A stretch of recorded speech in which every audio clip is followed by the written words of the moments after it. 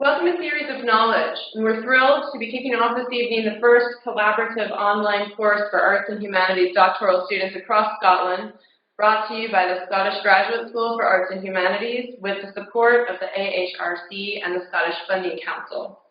Theories of Knowledge will examine the ways in which philosophers and critical theorists have influenced and indeed continue to animate how we understand knowledge production within arts and humanities fields.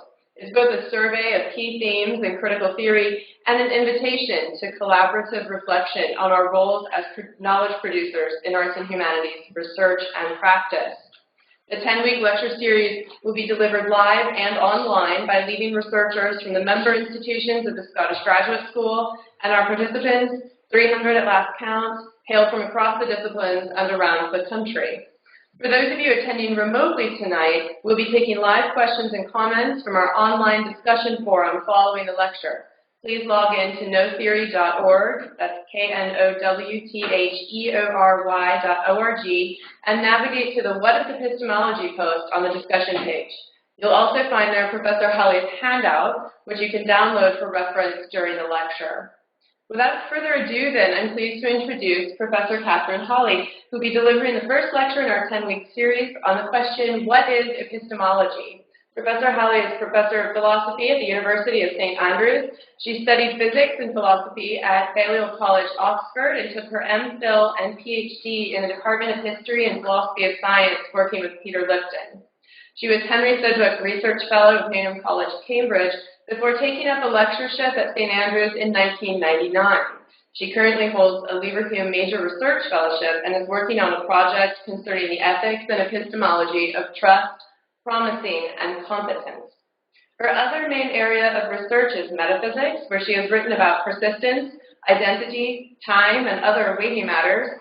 Professor Hawley is author of Trust, a very short introduction, out from Oxford in 2012, and How Things Persist, also from Oxford in 2001, as well as far too many articles and chapters to list here.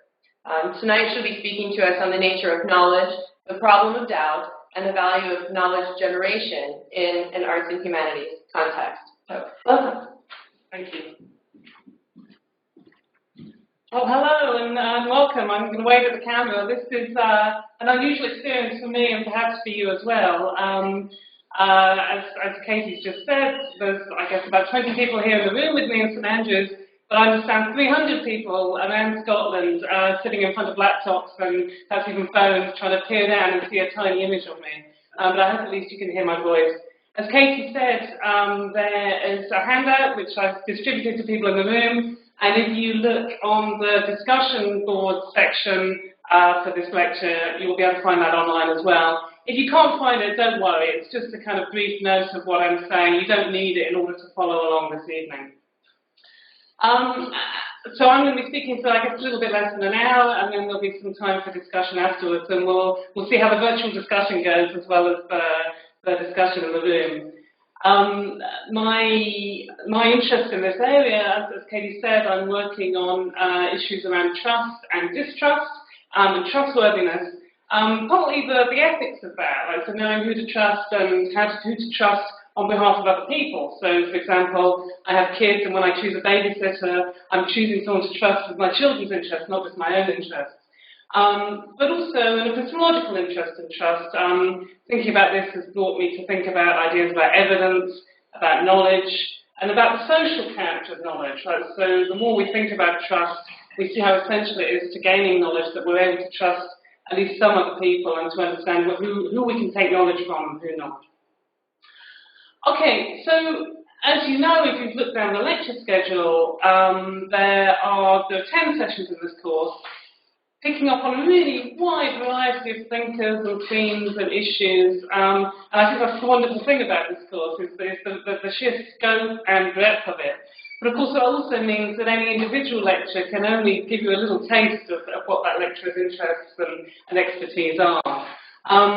What I'm going to do today, so my background is in philosophy, although a long time ago also in physics, and my approach to philosophy is what people often call analytic philosophy. That is, it's the approach to philosophy that is kind of common in the majority of English-speaking departments of philosophy, often in the UK and in the US. But it's not, of course, it's not the only approach to philosophy, and you'll be hearing from philosophers of other schools later in the course. So that's the kind of pinch of salt at the beginning, right? So what I'm telling you is coming from my perspective, and you'll be hearing other perspectives later on. So what I want to do is, first of all, talk a little bit just about terminology. What do people mean by the word epistemology? And then I'm going to go on and give you a little taster of two issues that philosophers, particularly analytic philosophers, have been anxious about for a long time, about knowledge. One is the question about whether knowledge is even possible, and that's the kind of middle part of the handout. And then later on, as Katie said, I'll be saying something about the value of knowledge. Why is knowledge valuable, if indeed it is? Okay, so if you can see the handout, then I'm now in the first box on the handout, introduction. What do people mean by epistemology? And of course the answer is, as with any academic or technical term, different people mean different things, and it gets kind of knocked around in different ways. So if sometimes you're struggling to match up what one person is meaning by a term with what someone else is meaning by a term, well, you're probably right to struggle. Right? Often people use these terms in ways that don't quite match up. So I'm going to talk about three sorts of uses of the word epistemology, and that's what's in the first box on this handout. So the first one, it's just a label for a subdiscipline of a discipline of philosophy. So within philosophy, like within any other discipline, we've got a mental map of how our discipline divides up into smaller sections. So things we might teach a course on, something you might have as a research specialism. So often in other humanities disciplines, people think in terms of periods or in terms of geographic locations. Typically in philosophy, people think about the philosophy of this or the philosophy of that. So we talk about ethics, the philosophy of right and wrong, we might say, philosophy of language, philosophy of mind, philosophy of politics. And epistemology is just another one of those, it's philosophy of knowledge, philosophical issues that arise when we think about knowledge. And not just knowledge, right, but kind of a bunch of related concepts like trust and distrust in my case, but also ideas like skill, understanding, reasoning, belief and truth to some extent. So that's one, in a sense, straightforward use of the name. It's just a label for a bit of philosophy. But beyond philosophy, when people use the term epistemology, it's often epistemology of something. Epistemology of X. Right, so what do we mean if we talk about epistemology of something or other? Well, typically what we mean is that it's a theory or an investigation or an account or a study of what we know about X, or something about how we use X to gain knowledge or to lose knowledge. Right, so that's very abstract. I'm going to spend the next few minutes spelling that out a little bit. But I did some Googling and found a search technique to see what comes up when you look at the epistemology of. And here's just a bunch of things I picked. Epistemology of the closet. This is a foundational study in text in queer studies, thinking about homosexuality and heterosexuality and issues about knowledge and connection with that. People often talk about the epistemology of technology, practice, epistemology of religion. I found an article about the epistemology of wargaming, that kind of thing they do at NATO HQ when they try out different scenarios. Epistemology of ignorance, that's a kind of interesting one, right? Because we're talking about knowledge, but now we've gone to the opposite of knowledge. So, important work by Charles Mills, for example, about racial injustice, particularly in the US, and how white ignorance plays a role there, and there's lots of fascinating work there. So, the epistemology of the very small, I found an article on that topic, by which they mean something to do with nanotechnology. Epistemology of the Large Hadron Collider, something very big, which we use to study something very small. Epistemology of torture. Epistemology of the origins of cancer.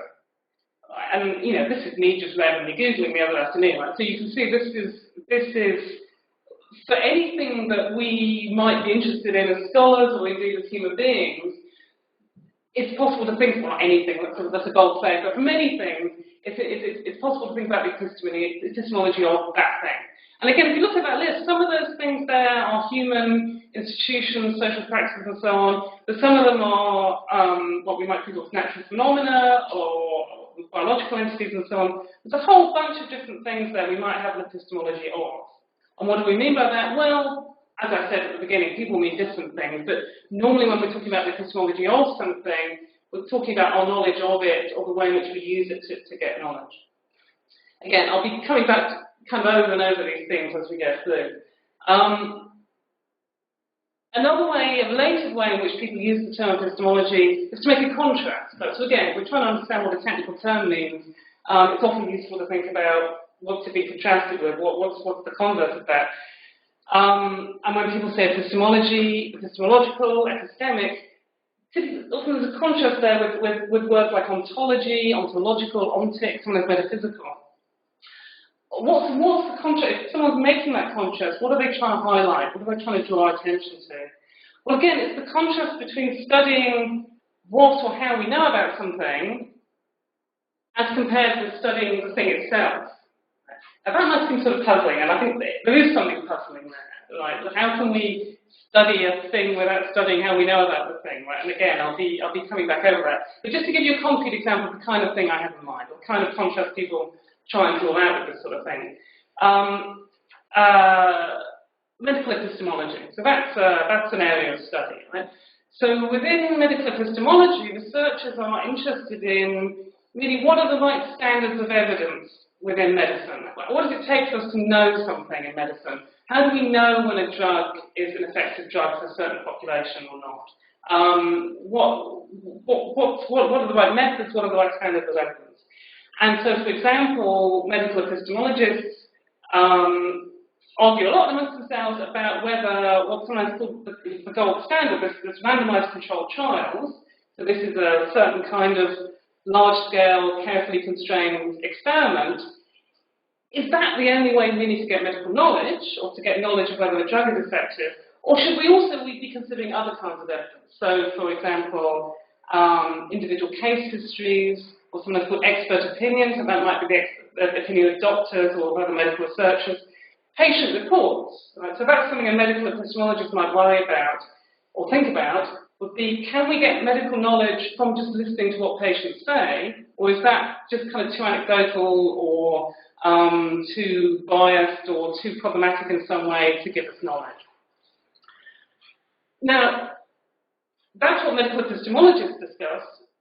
But they're not, when people are doing that and discussing these sorts of issues, they're not per se doing medical research. Right? Medical research is to investigate the body, disease, drugs, therapies, interventions, and so on. So that's supposed to give you a contrast between the epistemological questions there, which is about how do we come to have knowledge in medicine, what are the standards of evidence, what are the right ways of proceeding in medicine, as opposed to actually doing some medicine or doing some medical research. Now, I've talked about this as if there's two groups of people, the medical epistemologists and the medical researchers, but often there's going to be a big overlap there. Some people are doing both, and that's important. But not everybody, right? So some of the people who discuss these issues in medical epistemology, for example, are statisticians, and rightly so. We want statisticians to have input into these sorts of debates. There are philosophers who are important figures in these debates. Nancy Cartwright, for example. Economists always like to expand their empires, right? So economists are also getting involved in these debates as well. Likewise, on the medical side, of course, there are medical researchers who are actively participating in these debates and research about what are the proper standards of evidence in medicine, but not all of them, right? And fair enough. I mean, we have to divide up intellectual labour. Some medical researchers are doing their medical research, and they're using methods of generating medical knowledge. It's not part of their research to sit back and reflect actively about them. So that was supposed to give you an example of how there might be a difference between the epistemology of medicine, in this case, and medicine itself, even though, of course, in practice, these things are going to be entangled and some people are going to be doing both. Now, if the 300 people around Scotland were here in the room, at this point we'd be stopping and having a bit of a discussion, or I'd be asking you to discuss with your neighbour some of these issues, but we can't do that, so we'll have some discussion at the end. I try to kind of guess what might be going through some people's mind, or kind of queries or puzzlement that might already have arisen, right? About this distinction between thinking about our knowledge about something and thinking about the thing itself. Alright, so now we're in the second box, which says, hold on a moment. And in this case, if you're feeling puzzled, you're character A, right, and I'm character B here. So you, perhaps, or your neighbour, might say, well, look, epistemology is a Large Hadron Collider, right? So there's, in fact, one reason I mentioned that is that there's a very large research project in Germany and Austria called the Epistemology of the Large Hadron Collider, which involves philosophers and sociologists and historians of science. Well, we might say, well, look, what are those people doing? Right? So if I want to study our knowledge of the Large Hadron Collider, what am I going to do? Well, I just get a big book about the Large Hadron Collider, or read the papers about how it was built or what it's used for, so on. Isn't that just another way of studying the Large Hadron Collider? What's the conscience there? Is that going to count as epistemology or not? Well, good question. But my response would be this: to say, well, what those people are doing when they think of themselves as doing the epistemology of the LHC, what they're doing, they're going to need to know something about the LHC. Otherwise, most of us in this room wouldn't know where to start with that. So they need to know a little bit about it. But what are they going to be doing? They're going to be studying either how we know about it, or, more plausibly in this case, what they're concerned is how do we use the Large Hadron Collider to gain knowledge, or what are the limitations on that? So, for example, this example is dear to my heart, because I met someone who was working on this recently, and he told me that they, these experiments are huge. They have sort of 1,000 cohorts when they publish about these things, which is interesting in its own right. But this guy was involved with the computer coding for this, and he said they have two completely different sets of coding, and it's developed by different research teams, and they're not allowed to talk to each other. And in fact, if you work for one team, there's a sort of embargo period before you can go and work for the other team. And they think that's important because they want to develop two different, completely independent systems for analysing the data from these huge machines, so that they can have a kind of independent check on what comes out of it. When they analyse it and they think they found the Higgs boson or whatever it is, they've got more than one way of analysing it. Why would they do that? Why is that important? Those are the sort of questions that epistemologists might be interested in. Okay, so thinking about the medical case, we're thinking about what's the right standards of truth or standards of evidence, and how do we use these techniques and technologies in order to gain knowledge.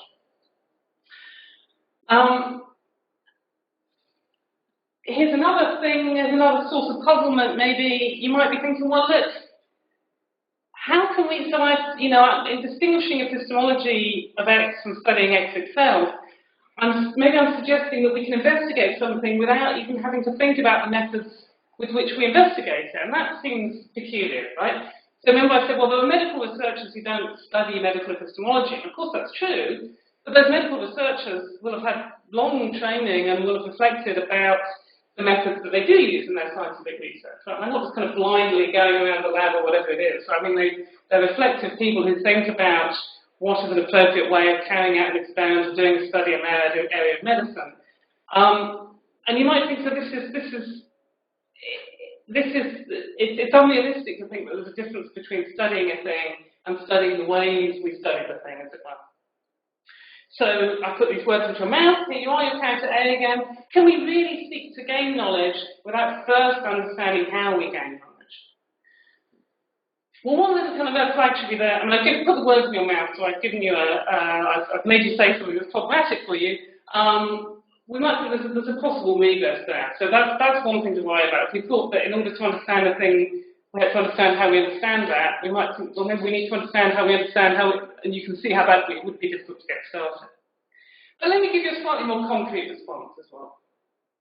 So what we're worrying about here is someone who says, well, look, I can't just study something or gain knowledge about something without understanding how I get knowledge about it. I've got to do the epistemology first, we might think. So here's a counterexample of that, or here's a response to that. I might say, well, look, you're using your visual system right now to gain information about the world around you. In fact, this is a great example for our current situation, because all over Scotland, people are using the wonders of the internet and of technology to learn more about epistemology from me. So we're all gaining knowledge, right? You're gaining mundane knowledge about your surroundings, and you also, I hope, gaining some knowledge about epistemology. And I certainly don't. And most of us don't have much of an understanding about how the tools we're using to do that, certainly not the technology. Most of us don't understand how our visual system works. And certainly in the past, people have very false, but very misguided ideas about how the visual system works. That doesn't stop us using our eyes to get knowledge. Right? So I wanted to give you that as a kind of pushback to say, so if you're thinking, oh well, I can't get knowledge without first knowing how I get knowledge. I want to say, well, look, I'm bored knowing mundane level. We often do this. We get knowledge using our senses and the internet and so on without really understanding how that's working. Well, again, I'm giving you what you might say back to me if we were in a small group chatting about this. You might think, well, look, if I really have no idea at all about how my senses work, or even that the internet is somehow a kind of mechanical electronic device for transmitting data, if I knew nothing, then I really wouldn't be getting knowledge this way. Or you might think, well, look, I don't have to know how it works, but I do have to have experience to know that using my senses and using the internet is a good way of getting knowledge. I'm going to let you have the last word on that, because what I want to say, or the words I've given you can be the last word here. All I want to point out at this stage is, well, nobody into philosophy. And that's, you know, you might think, oh my, no, that's the last thing I want us to be doing, or you might think, great, we're doing some philosophy. And that's fine, either response is fine. For me it's great, but not for everybody. But the point I want to get out of this is that as soon as we start going down this route, we're already into kind of complex and interesting questions, all right? And that's all I need you to take away from this last few minutes, right? Well, that's not all I want you to take away, but the other thing I want to take away from that would be this thought that, well, look, it's not just obvious that when we study something, we have to study our knowledge about it, right? Maybe in the end those are meant to be the same thing, or maybe they don't, but that's something in itself that we would have to explore. All right, and that's to bring me back to the main theme of the lecture and finish off this first part. That makes sense, right? Because what I'm trying to do here is say, well, there's epistemology of things, there's epistemology of this or that and the other, and there's also studying this and that and the other. And whilst those things can kind of come together and they can inform one another, they're not just one and the same thing. And that's a good thing, because otherwise everything would be epistemology, and then philosophers might take over the world, but it wouldn't be a very successful world. Okay, so that, if you're looking at the handout, that brings me to the end of the second box there. And that's about the first of the three main parts of the lecture. The next thing I want to do is to shift gear a little bit and just give you a sort of flavour of some concerns that philosophers have had about the possibility of knowledge, and some of the kind of responses we might make.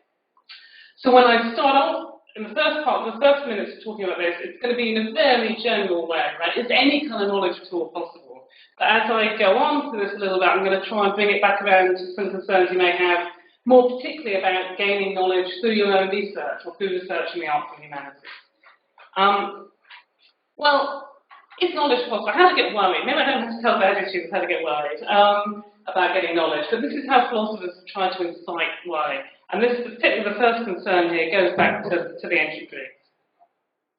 I put question marks at the beginning of these things to indicate that I'm not just telling you this, so I'm just saying this is something that some people have thought, we might want to think about it.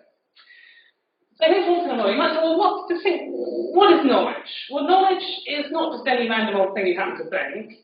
Knowledge is something that you have evidence for, grounds for, you've got reasons for, and often when someone claims to know something, a legitimate thing we can say to them is, well, how do you know? Or why is that? Or, tell me more. And if they can't say anything about why they think that or how they came to know it, it's not so plausible after all that they know it. So knowing something is connected in some important way with being able to give some kind of justification or reasons or evidence. And as for the ancient Greeks noticed, well, they said, well, look, and of course, as you'll have noticed if you spend any time with a young child, if someone asks why, and they give the answer, there's another why question straight after that, right? So I say, well, why do you think that? And you give me your reasons. And oh, well, why do you think that? You can give me some more reasons. Why is that? What evidence do you have for that? You can, and we can keep going. There seems to be, and this is someone's got a trilemma, there seems to be only three ways this story is going to go, right? One is you can just go on forever. There's always another why. What are your grounds for that? What are your reasons for thinking that? How do you know that? How do you know that? How do you know that? Another possibility is, in the end, you come back around to where you started, your starting point. And the third option seems to be at some point you just stop and you just say, well, I just do know. Or when it's a kid, it's because I said so, right? It's that sort of thought, well, here I stand, you can't go any further, this is kind of bottom line for me. Well, why is that a problem? You might say, well, that's just, okay, that's what we do, right? There's no problem here.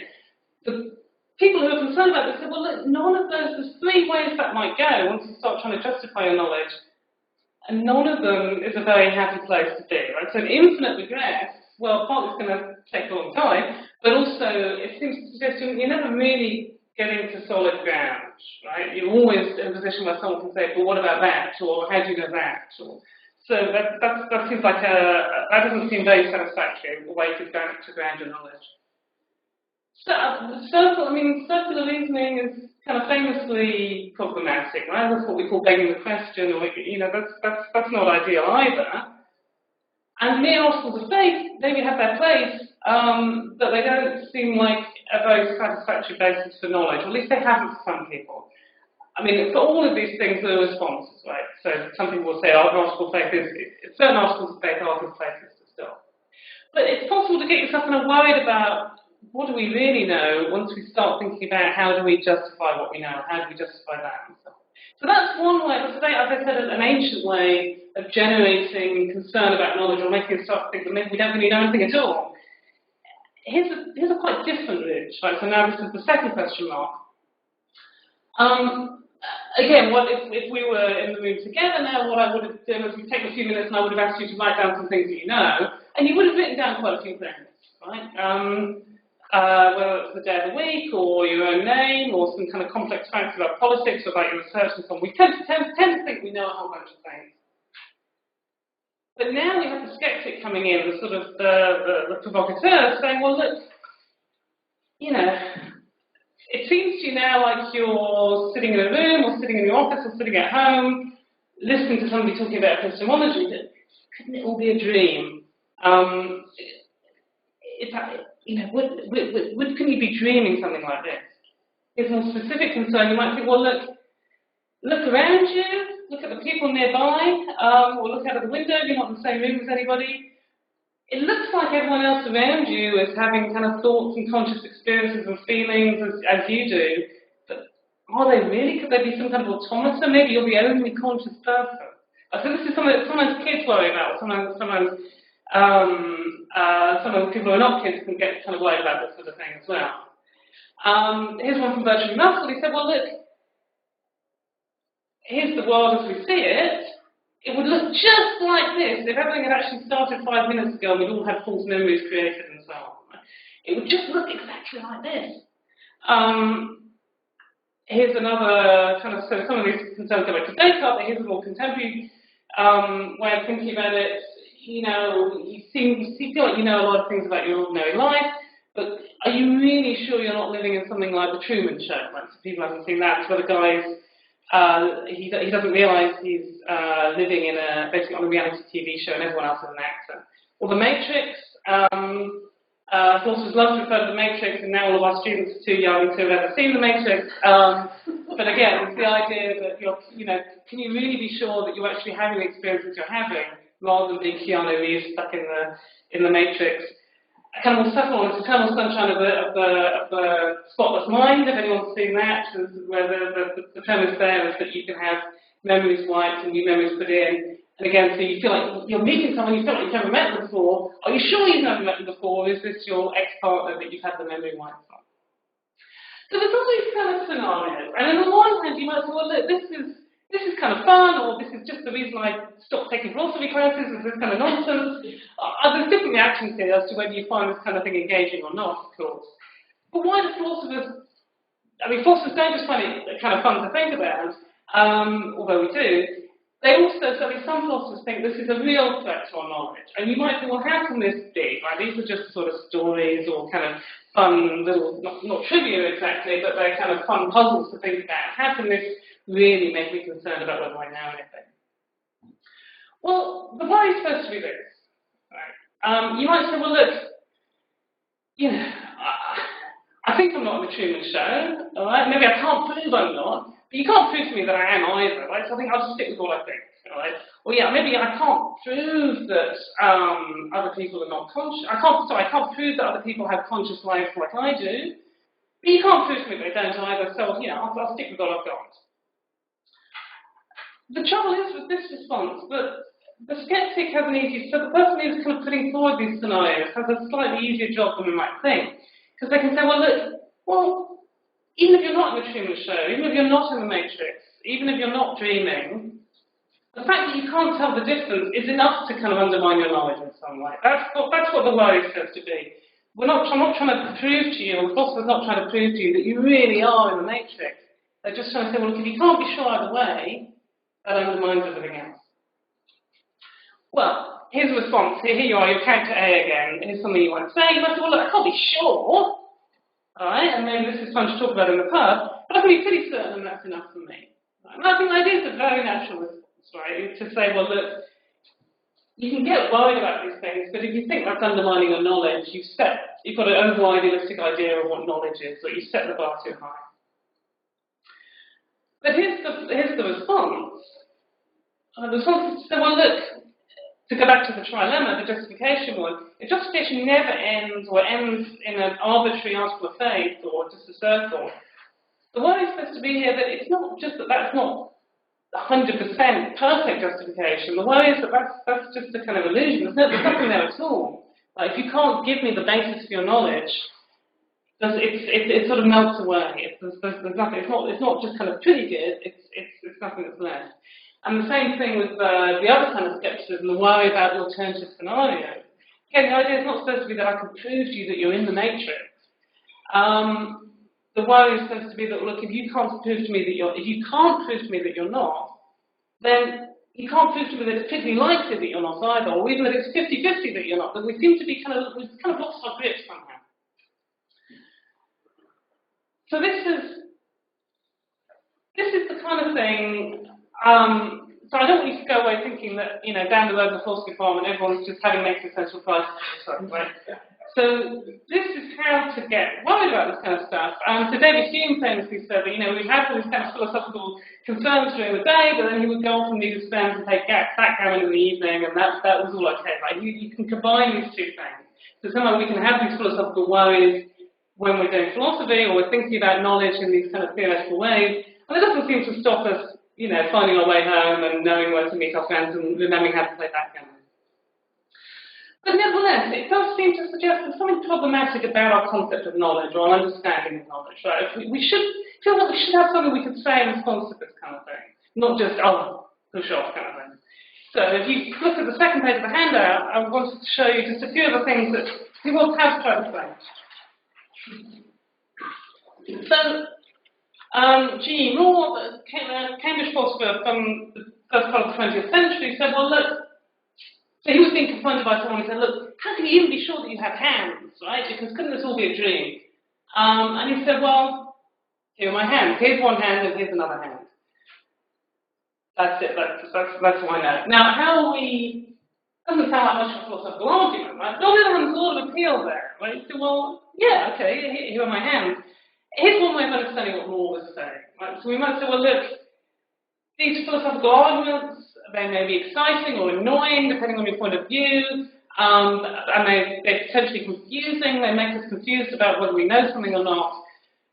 But my confidence that I have hands, or that I'm a human being, listening to a talk about epistemology, my confidence in that is higher than any kind of confidence I can have in any sort of complex theoretical philosophical argument. Right?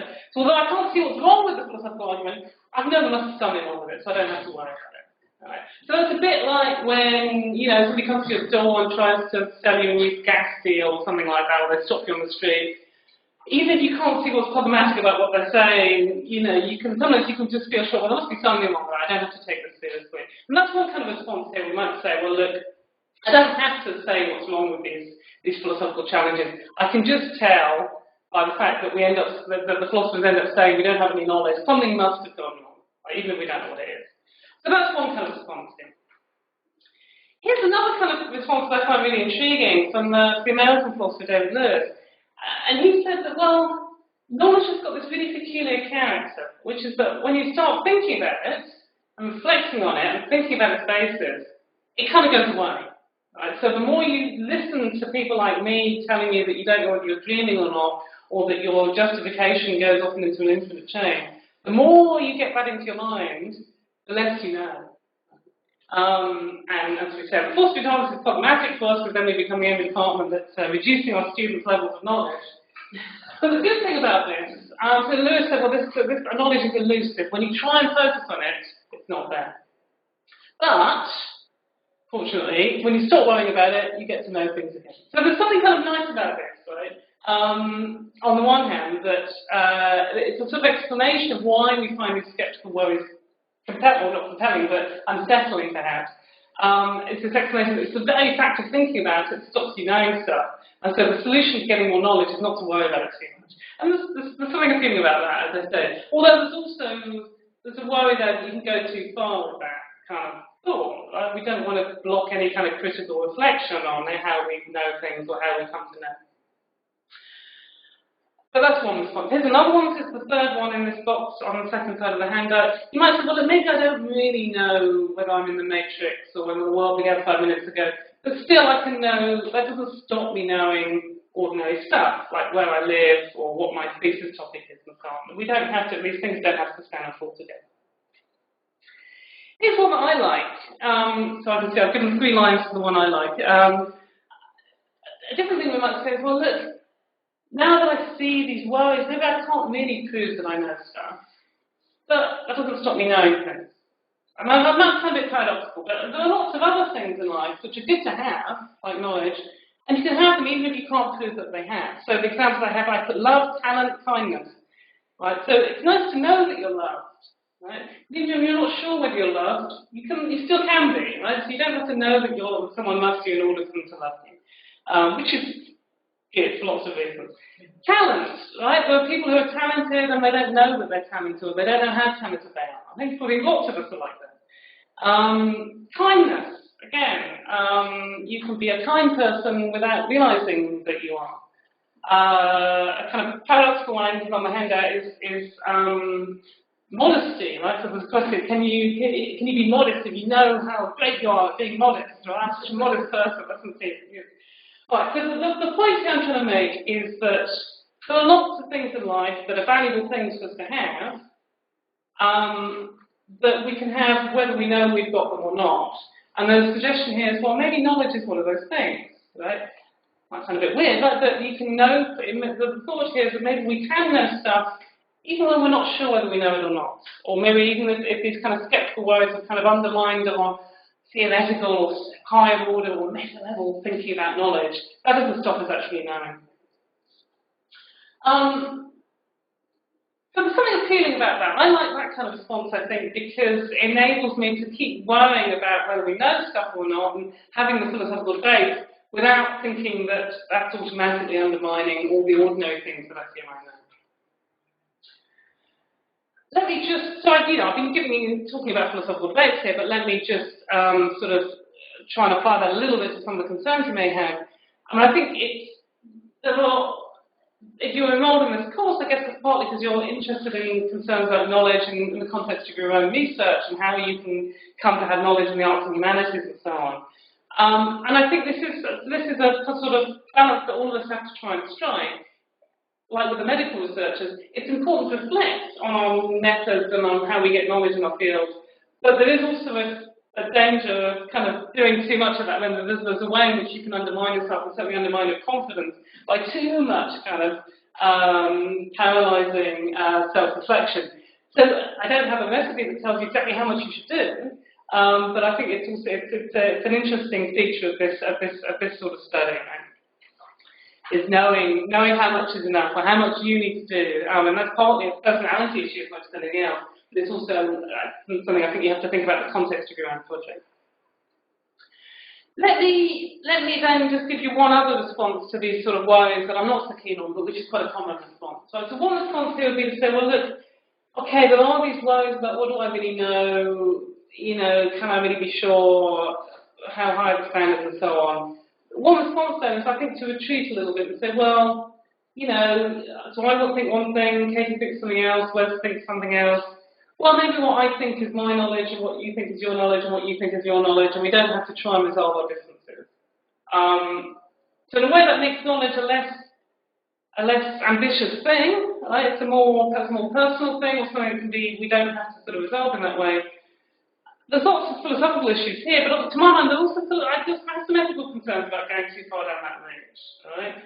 If you think about it in the context of, I mean, to take a really extreme example, Holocaust deniers, right? We don't want to just say, well, okay, well, that's true for you, and, you know, I come to think the Holocaust really happened, but if you don't, that's your point of view.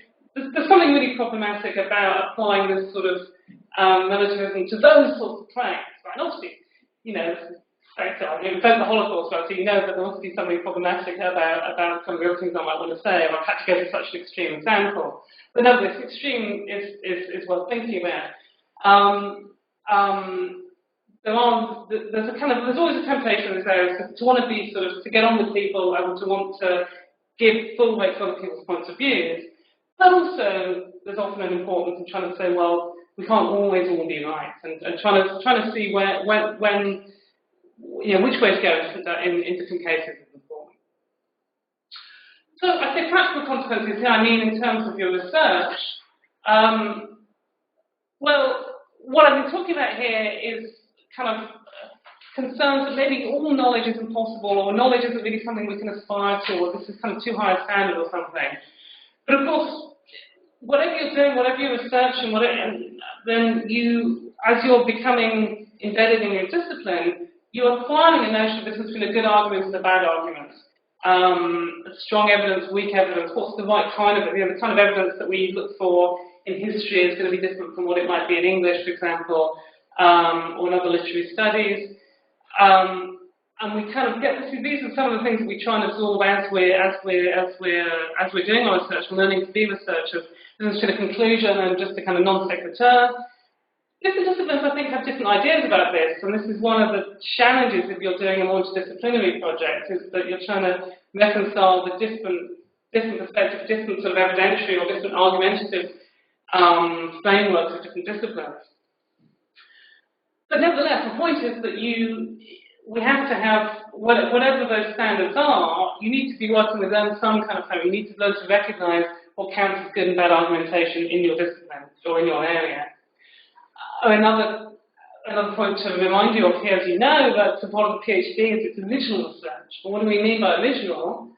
Well, to understand, well, we can debate that, but somewhere in the background of that, there's got to be a difference between what's already known and what's yet to know, what the knowledge that you're discovering or creating. So again, that gives us so that we have to say, well, there's got to be some notion of knowledge here, right? We can't just give up on the concept of knowledge if we're to understand what we're doing as researchers. Okay, so let me move on now to the final topic I want to talk about. And again, I don't want to give the impression that I've given you the last word on any of these things. Particularly, I feel like, because I'm standing here and I'm not, normally when I teach there's lots of back and forth, and so the fact that I can't even see most of you is making me feel like I'm just kind of pronouncing from the pulpit, and that's not how I intend to present this material. It's more to kind of give you things to think about, and I hope that almost all of you are disagreeing with me. So here's my final question for today. Who cares? Right? Who cares about knowledge? Why should we care about knowledge? I take it that if you have signed up for this course, then you have some concern about knowledge. If we have any concern about the sort of skeptical ways I was talking about a few minutes ago, we felt the urge to say, well, yes, I do know things, or to worry if we felt we didn't know things. That's because we feel knowledge is important, right?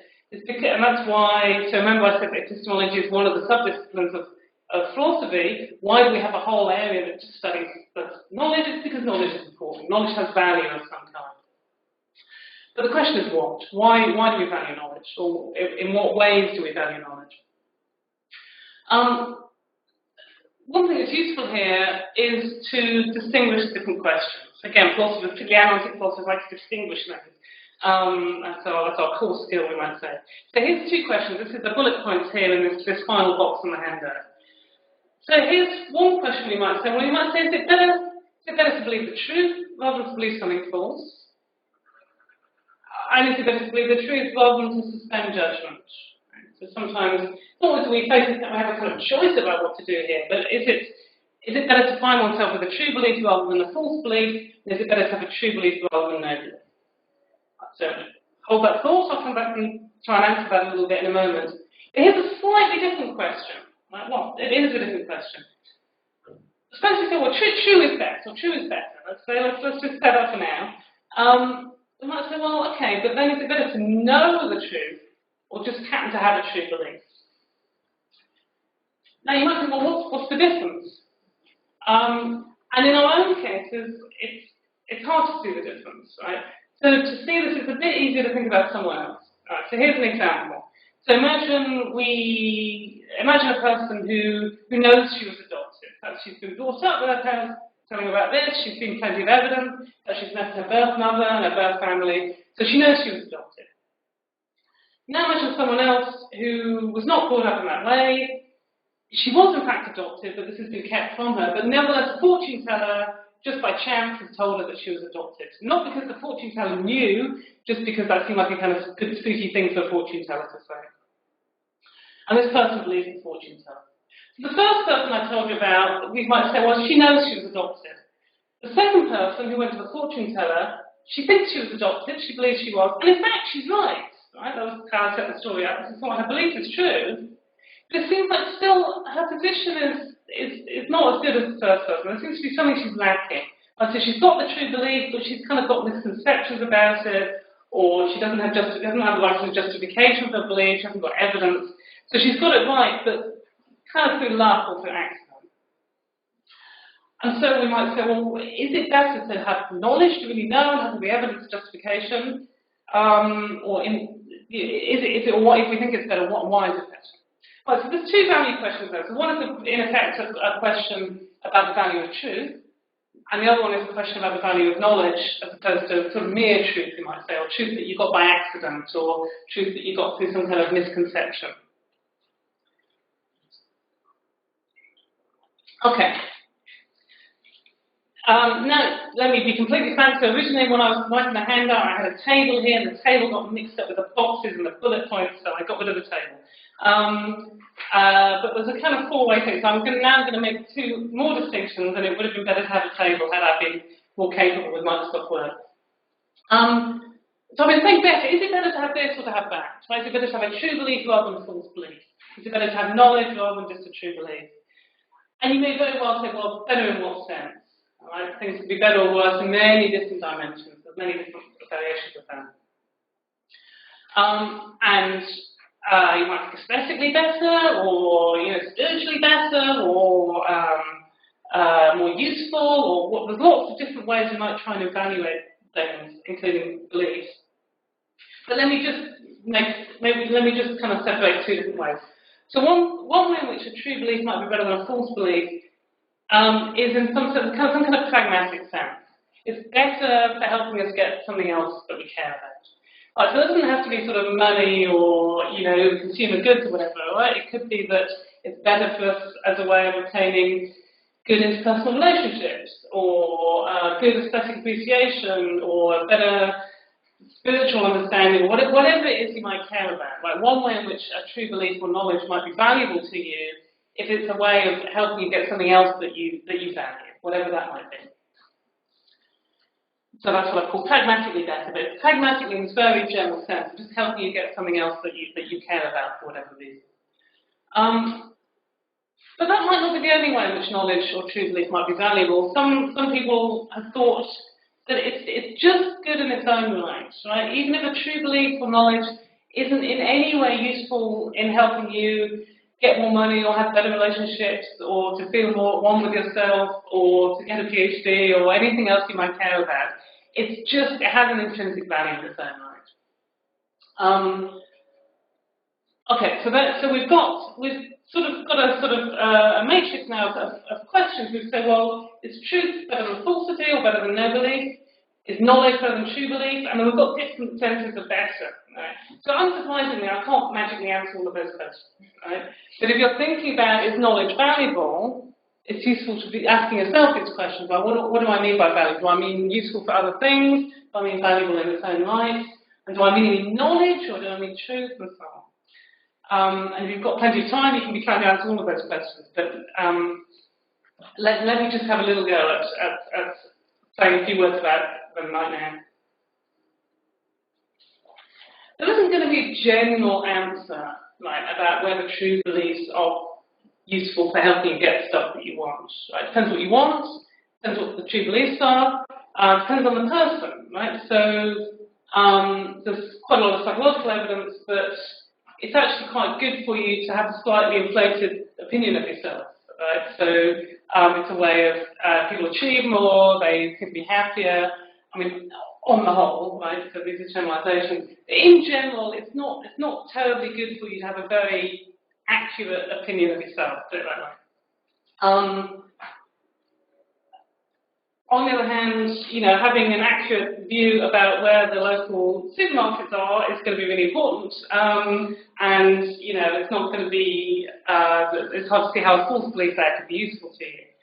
And even the adoption case, you might think, well, different people approach this in different ways. But what people want to know about the circumstances of their birth and so on is different for different people. And people agonize about these decisions if they've got the opportunity to make contact and so on. So there isn't going to be a general answer here about what's good for you. Right? So it depends what you care about, depends what else is going on in your life and so on. And indeed, so as I say in my handout, I mean, it's not even what's good for you might be different from what's good for me, but each of us care about conflicting things. Like we care about different people, different projects. You might have trouble balancing out your commitment to your friends and family, to your commitment to your work life, and there's lots of different things. So, having a true belief or having knowledge may help with some of your projects and not others. Right? So there isn't a sort of general answer here. It's also worth saying that sometimes I think maybe we've all felt that, perhaps again mundane in the supermarket, sometimes any belief may be more useful than the suspension of belief.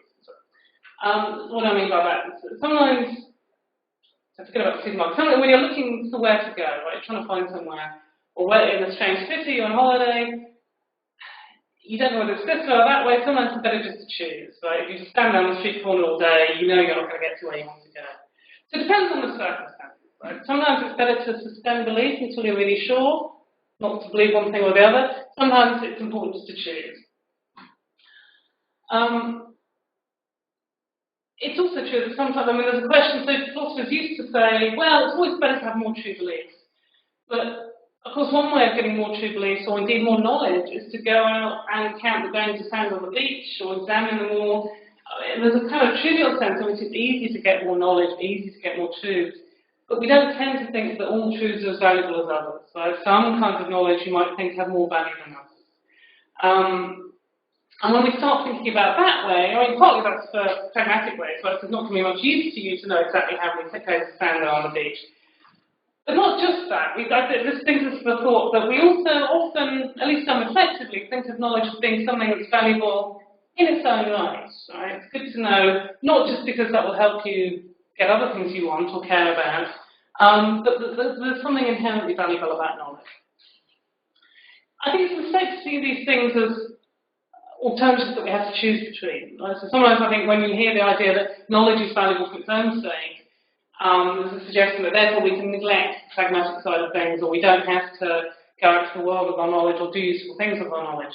But that's not what I mean at all. Right? I think one can think that knowledge is intrinsically valuable, not valuable for its own right, whilst also recognising the enormous practical power and usefulness that knowledge can have. But let me just focus now on this possibility that knowledge is valuable for its own sake. How would we establish if you don't think that? Or if you meet someone who doesn't think that, they say, well, the only value really there is in knowledge is when it's useful for something else they care about. How can you respond?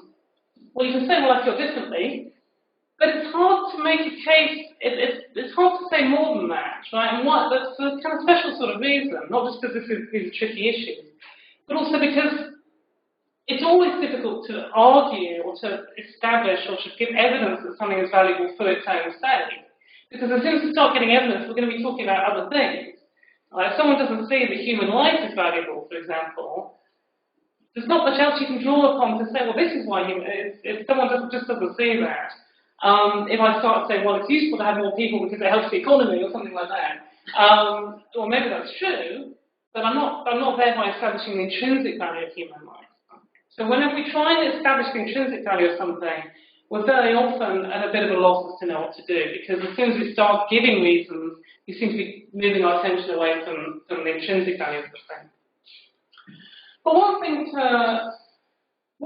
to reflect on here is that whether or not we can establish that knowledge is valuable in its own right, it may well be, especially as researchers, right, it may be that having the policy of treating it as valuable is in fact a pragmatically valuable thing, right? So one, just to make it a little bit more concrete, you might think if right from the beginning of your research, your academic research, or even just your research about what to do when you go on holiday, or meals you might cook, or something like that, if you start off thinking, well, I only want to know the useful stuff, that's the kind of thing that can kind of get in your way. It can stop you exploring in a creative way. You're constantly reflecting, well, is this something I really need to know? I mean, perhaps you've had that experience cramming for exams, right? And it's not a pleasant experience. So treating knowledge as something that's just worth having can actually often be the most useful way of getting the useful kind of knowledge as well. Not always, right? I don't want to overgeneralize, but the point I'm trying to make here is that even if we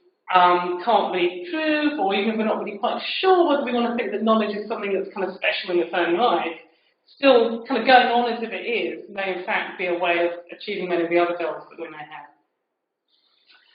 Okay, the final thing I want to say then, in connection with this, which connects with knowledge exchange and impact and so on,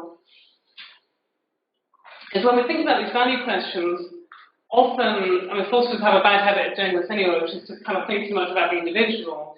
What we tend to do is, like the example I gave you about the person who knew she was adopted and the person who had just been told by a fortune teller. We think about an individual person, and we think about her knowing something, and then we think about, well, is that a good thing? Is it valuable for that person to know that thing? But knowledge has this kind of really nice feature, right, that you can share it around without losing it. Like, so if I have money and I decide to give some money to everybody in the room, I end up with less than what I started with. Same thing with food or lots of other things. But with knowledge, if we share our knowledge, you don't end up with less of it. And so that's another way of thinking about these value questions, is to think, well, if knowledge does have value, like it has value for me, then the more, if you get to have knowledge as well, that has value for you as well, without diminishing the value it has for me. And so appreciating the intrinsic value of knowledge, that can be what, again, think about this intrinsic thing as a motivation for the pragmatic thing or the practical thing. Appreciating the intrinsic value of knowledge can motivate communicating, taking your knowledge out there in the world. I don't want to end up with muttering about the rest. Let me just be a bit clear about what I had in mind there. But my point is that, again, I think to stress this thought that we can end up thinking of knowledge as good in its own right, or knowledge for its own sake, as being somehow opposed to the idea of kind of knowledge as kind of being practical use in society and something that we should share with especially if we're funded by the HRC, we're sharing with the taxpayers who are funding that. These things can come together, right? One reason, if we think that knowledge is valuable and important, which I guess many of us do, that in itself can be a motivation for sharing it with others and sharing it with people outside the academy as much as we can. I think it's really important that many of us are doing useful research, rather than research that is helping to solve societal problems and so on. But that's not the only way in which we can share our knowledge with the wider society. Okay, I think I'm going to stop there, and magically Katie is going to give us questions from around Scotland. I hope the people on the discussion board will chip in. That would be really great to know that you're out there. Thank you. Thank you.